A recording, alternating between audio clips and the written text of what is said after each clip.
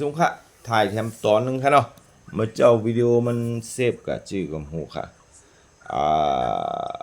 อาลงมิงกลาบะไม่สูงค่ะอาลงมิงกลาบะไม่สูงค่ะเนาะแต่กดได้เสียวเฮามันได้ก็คามาเมียเวปันกันหันอันตีพระปิตาค่ะเนาะมองก็อ่า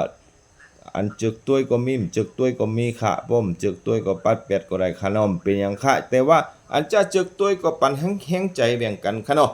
ปันแห้งใจแบ่งกันค่ะปันแห้งใจแบ่งกันในปันจื้อค่ะเนาะกด follow กดแชร์กดไลค์กดติดตามแบ่งกันนี่ค่ะเนาะ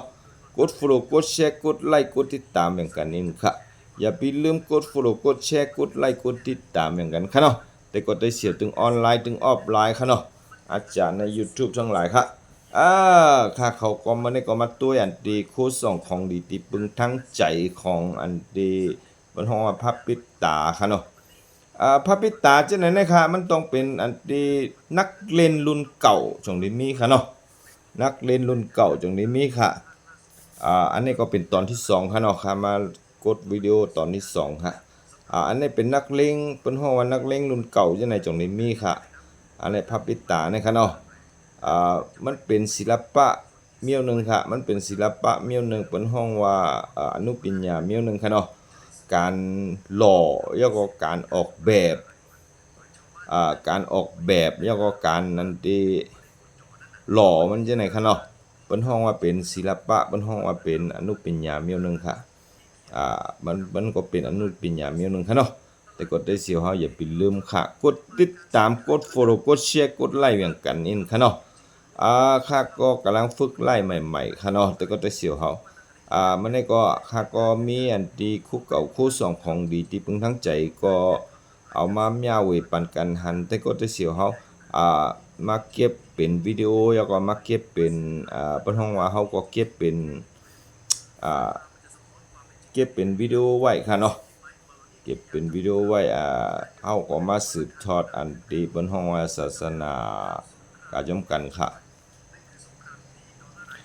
มันเป็นจังไหนคะอันนี้เป็นพระปิดตาบนห้องหลวงปู่นาคค่ะเนาะหลวงปู่นาคค่ะหลวงปู่นาคหลวงปู่นาคอันนี้อันคนสร้างอันนี้หลวงปู่นาคนี่ค่ะเปิ้นว่าหลวงปู่นาคนี่นะลาดจังเป็นยันนั่นกำเร็วว่าประวัติของหลวงปู่นาคค่ะเนาะประวัติของหลวงปู่นาคนี่มันเป็นชื่อเนี่ยหลวงปู่นาคนี่ขนาดหลวงปู่นาคนี่อยู่ธรรมราชจังได๋ก็ไล่กำกามค่ะเปิ้นว่าเนาะ ถ้าเขาก็มาเล่าสู่กันฟังค่ะเมื่อคาไลลุงปูนางมากก็คาก็เปิ้นก็สมัยก่อนปุ้นก็เปิ้นเล่าปันคาจังไหนคะเนาะเมื่อสมัยก่อนปุ้นก็อาจารย์เขาจังไหนเล่าปันคาจังไหนค่ะอันหลวงปู่นาคแน่ๆศักดิ์สิทธิ์เปิ้นฮ้องว่าศักดิ์สิทธิ์จื้อแน่ๆมันเป็นจังไหนค่ะหลวงปู่นาคนั้นมันศักดิ์สิทธิ์จื้อแน่ๆค่ะเล่าในแต่ก็ได้เสียวตึงออนไลน์ตึงออฟไลน์ค่ะเนาะหลวงปู่นาคแน่ๆอันที่สร้างอันที่พระปิตาเนี่ยค่ะหลวงปู่นาคแน่ๆอยู่มาหลอกมาหลายจังไหนก็ลัดกำไปเลยเลยค่ะนะ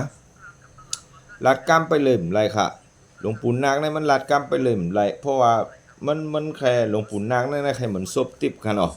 หลวงปู่นางนี่แค่เหมือนซบติบก็ลาดฉันก็เป็นนั่นจังไหนค่ะอันนี้ก็เป็นเรื่องเล่าสู่กันฟังเนาะเรื่องความเจอจังไหนเนี่ยมันก็อยู่ที่ความพึงพอใจมันก็อยู่ที่อันที่ใจไผใจมันค่ะจังไหนค่ะเนาะแต่ก็ได้เสียวเฮาคักกลมเลยว่าเต็กหยุ่มเต็กยามจังไหนมันใจค่ะเนาะค่ะเขาก็มาด้วยความงามจอมกันค่ะ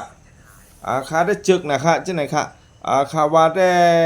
ในตักเล็กได้ก็ที่มีค่าก็เดียวบ่เดียวออกมาแถมกล้องก็มีอันแต่ก็ได้เสียวคนก็เก่าใช่มาจึกเหมือนกันแถมกันนะอ่ามันเนี่ยมันจึกเหมือนคาจังไหนมันก็เป็นมันก็คนเก่าเหมือนกันนะแต่ว่ามันก็เล่นที่เมื่อไหร่ค่ะมันก็เล่นที่เมื่อไหร่แต่ว่ามันก็เล่นคู่เก่ากล้าคู่เก่าเปิ้นฮ้องมันก็กล้าคู่เก่าเนาะกล้าคู่เก่าอันที่อหยังเก่าๆจังได๋ของหายากจังได๋มันก็กล้าคู่เก่าเหมือนกันน่ะอ่าถ้าเขามาตัวความงามของพระปิตาเนี่ยค่ะพระปิตาเนี่ยเปิ้นอันที่ติดคำไว้จังได๋เนี่ยแสดงว่าเปิ้นเอาเนี่ยเปิ้นลงอาคมเรียบร้อยค่ะเนาะเปิ้นลงอาคมไว้ค่ะถ้าเขามาเล่าสู่กันฟังเล่าเรื่องหลวงปู่นาคเองค่ะหลวงปู่นาคเองค่ะครูวานาคเปิ้นฮ้องครูวานาคค่ะนะครูว่าหลวงปู่นาคแน่ เฮียงแลมันดังเนี่ยนะเฮียงแลชื่อเสียงมันแข็งชื่อเสียงมันกะไกนี่ค่ะเนาะเฮียงแลที่เมืองไทยนั่นแน่โอ้เปิ้นที่เมืองไทยแน่อันแน่ๆปะโถเปิ้นอันเปิ้นซ้อหากันหูบ่ต่ำกันค่ะเนาะหลวงปู่นาคจังได๋นะคะเนาะข้าก็ไล่เก็บไว้ที่เมื่อ20กว่าปีพุ่นก็ถือว่าข้าก็มีบุญบารมีได้ถึกเนาะค่ะเนาะได้ถึกจอมอันผ้าปิดตาของหลวงปู่นาคเนี่ยกรรมวาสนาก็ได้ถึกจอมผ้าปิดตาหลวงปู่นาคเนี่ยก็ข้าก็ไล่อันที่อาจารย์เขาสมัยก่อนพวกนี้อาจารย์เขาเนี่ยเขามี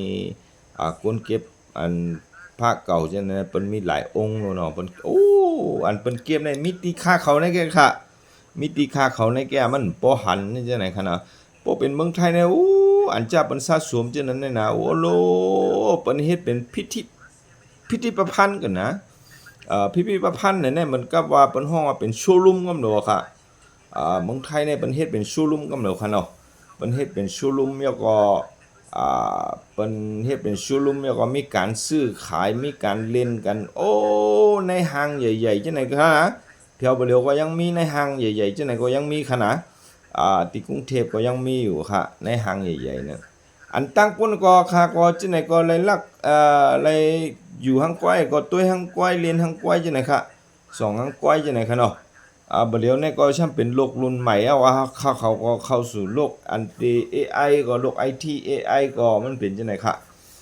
มีโทรศัพท์มามีหยังมาค่ะเขาก็เลยมาเผยแพร่จ้อมกันแล้วก็เหมือนกับว่าค่ะเขาก็เลยมาปย้านี่ปันกันหันอิหยังที่มันเด็ดๆอิหยังที่มันแจ๋วๆจังได๋ค่ะเนาะหม่องก็ฮู้ลองฮู้เรื่องอิหยังซักอย่างงำแล้วค่ะ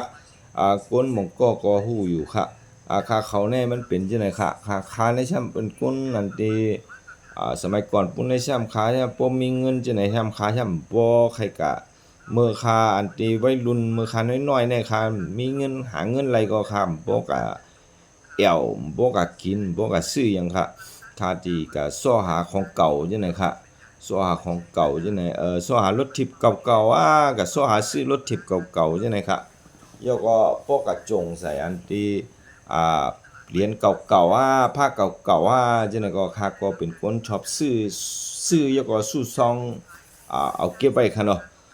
ซื้อแล้วก็ซื้อซองเก็บไว้แต่ว่าอันคุกเก่าค่าแน่มันก็ผิดค่ะนะอันค่าเก็บไว้จังนั้นเนี่ยมันก็บ่เผียวเวลามาก็มันก็เลยขายก็อะโลมันก็เลยขายก็เหมือนซื้อบาทเลยขาย20บาท30บาทจังได๋ค่ะบ่เผียวเอาขิงมันก็ค่ะมันเป็นจังได๋ค่ะแต่ว่าอันที่คู่สองของดีจังได๋ในภาพปิดตาจังได๋ในเจ้าหลุเลยทึกกันนะเพิ่นฮ้องว่าหลุเลยทึกหลุมีกรรมวาสนาเลยทึกจอมค่ะมันจะว่าเจ้าใครไรก็กะซ้อเอาใครไรก็กะซื้อเอาจังได๋ซื้อคำก็ยังง่ายอยู่ค่ะก็ซ้อคำซื้อคำก็ยังง่ายอยู่ว่าเจ้าปังเงินกะนะ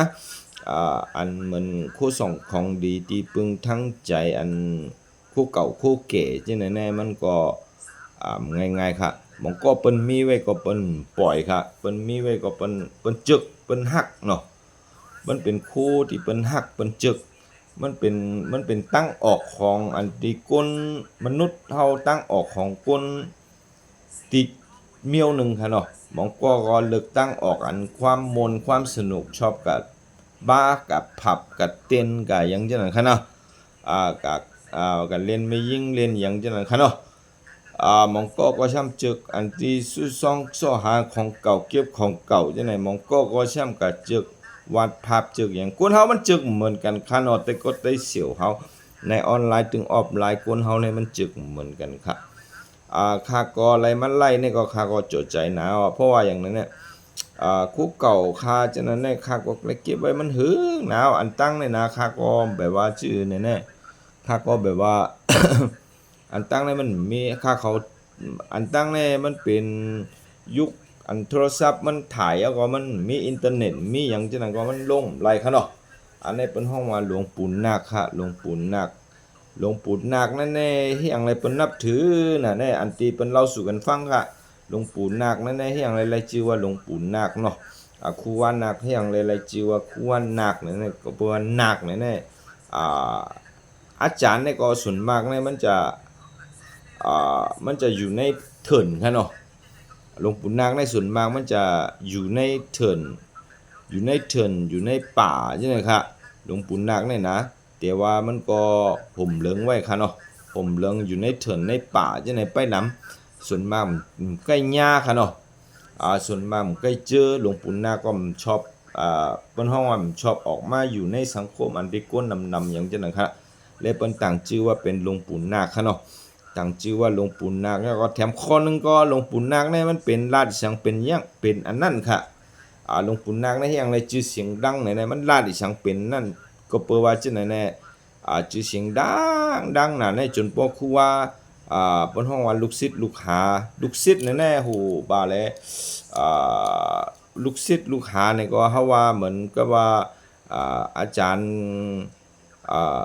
อาจารย์ตู้ก็แน่ๆกัดตั้งหลายก็มีตะเป้มีหยังจังนั้นลูกศิษย์ลูกหานำน่ะค่ะเนาะลูกศิษย์ลูกหานำน่ะคนเปิ้นยุ่มยามหลวงปู่นาคเนี่ยมันนำจนพอชื่อเสียงดังน่ะจนพอชื่อเสียงดังในจนพอเปิ้นแนะนำว่าหลวงปู่นาคแน่โลมันเป็นชื่อแน่ๆหลวงปู่นาคแน่เพราะอะไรเปิ้นเพราะอะไรเฮ็ดอันที่คู่ส่องของดีเอาไว้แจกกุนวานค่ะเนาะเอาไว้แจกอันลูกศิษย์ลูกหาอันที่อันที่แจกกุนวานเหวี่ยงเอาไว้ป้องกันเปิ้นฮ้องว่าป้องกันเพเนาะป้องกันเพป้องกันอันที่สิ่งที่บ่ดีสิ่งที่อันร้ายๆจังนั้นที่ผ่านเข้ามาในตัวเขาจังนั้นค่ะเปิ้นก็เฮ็ดเป็นโคส่องอะไรที่เอาไว้ป้องกันจังได๋ก็กลายเป็นเปิ้นก็จินจ้าก็เป็นมันกลายเป็นอันพระปิดตานี่ค่ะเนาะเป็นพระปิดตานี่ค่ะพระปิดตานั้นน่ะมันมีที่เมื่อสมัยเมื่ออันที่พันกว่าปีเกือบ2,000กว่าปีค่ะพระปิดตานี่นะประวัติมันได้เกือบ2,000ปีค่ะเนาะพระปิดตานี่ค่ะเนาะเฮามาตัวยองค์นี่ค่ะองค์นี่โอ้มันหักดีนะค่ะนะแต่ก็ได้เสียวเฮาตัวยชัดๆค่ะคำมาไล่นี่ชัดๆอันนี้หันในกล่องนี่ค่ะนะเจ้าเขาแล้วไล่หันอันที่ตัวเต้มันเถอะค่ะบ่หันตัวเต้เจ้าเขายิบมันค่อยปล่อยกันน่ะมีแน่นะมันต้องปล่อยค่ะมีแน่ๆนะเพราะเปิ้นมีไว้ก็ไหลมีเปิ้นก็บ่ค่อยปล่อยค่ะนะเหลือเสียว่าเปิ้นจะแบ่งอย่างจังนั้นค่ะเปิ้นจะแบ่งเหมือนกับว่าพวกเปิ้นมีหนำมินก็เปิ้นมีหนำมินก็เปิ้นมีหลายสู่จังนั้นก็เปิ้นแบ่งค่ะเนาะแต่ก็ได้เสียวเฮาอันนี้เป็นเปิ้นฮ้องว่าคู่หายากคู่ส่องของดีที่พึงทั้งใจของอันที่หลวงปู่นาคค่ะเนาะมันมีของเทียมจังได๋มันมีหนำค่ะเนาะบ่เดี๋ยววัดมันก็มาออกมาหนำวัดก็ออกมาหนำอาจารย์ก็ออกมาหนำจังได๋ก็เพิ่นก็เฮ็ดลอกเลียนแบบจังได๋มันมีค่ะอันลอกเลียนแบบจังนั้นแน่เฮาตุ้ยจังได๋ก็ฮู้ค่ะมันเป็นโคมใหม่ค่ะเนาะโคมใหม่มันเฮ็ดใหม่จังได๋ค่ะอธิการในหลวงปู่นาคในมันโหลมีชื่อแน่ๆมันโหลนี่ค่ะหลวงปู่นาคพระปิดตาแน่ๆนะมันโหลมียันตั้งหลังนี่ค่ะนะมันมียันลายๆที่หูก็มีค่ะนะที่หูก็มียันจังได๋ค่ะที่ตั้งข้างที่มือนี่ก็มียันค่ะที่เข่านี่ก็มียันค่ะเนาะอันนี้ยันนี่มันจะว่านับตัวเตรียมใช่ค่ะอันนี้ตามตัวอาจารย์หลวงปู่นาคเมื่อเปิ้นอันที่เปิ้นสร้างอันที่โคส่งของดีที่พึงทั้งใจนี่ออกมาก็อาจารย์หลวงปู่นาคก็หรือไรนั่งให้ก็เปิ้นฮ้องว่าเอาเลขมันเป็นเลขเมียวหนึงค่ะมันเป็นเลขเหมือนอันที่เปิ้นฮ้องว่าเลขอาคมค่ะเนาะเปิ้นเอาเลขอาคมก็ขีดอันที่ยันอลาวกาตั้งหลังมันนี่ค่ะเนาะขีดยันอลาวกาตั้งหลังมันนี่ค่ะไม่สูงค่ะจมเย้าค่ะยินดีนำค่ะเนาะบ่ถูกใจก็ข้อเข้าใจอย่าไปลืมกดติดตามกดแชร์กดไลค์เหมือนกันนี่ค่ะเนาะค่าเขาก็อันนี้ก็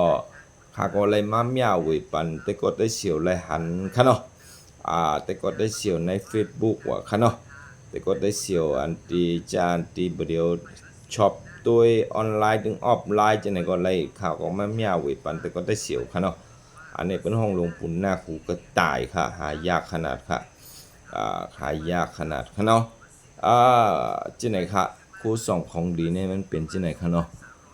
มันมีจังได๋ค่ะช่ำเป็นก้นเล่นเก็บคู่เก่าคู่กงคู่เก่าจังได๋ค่ะเนาะ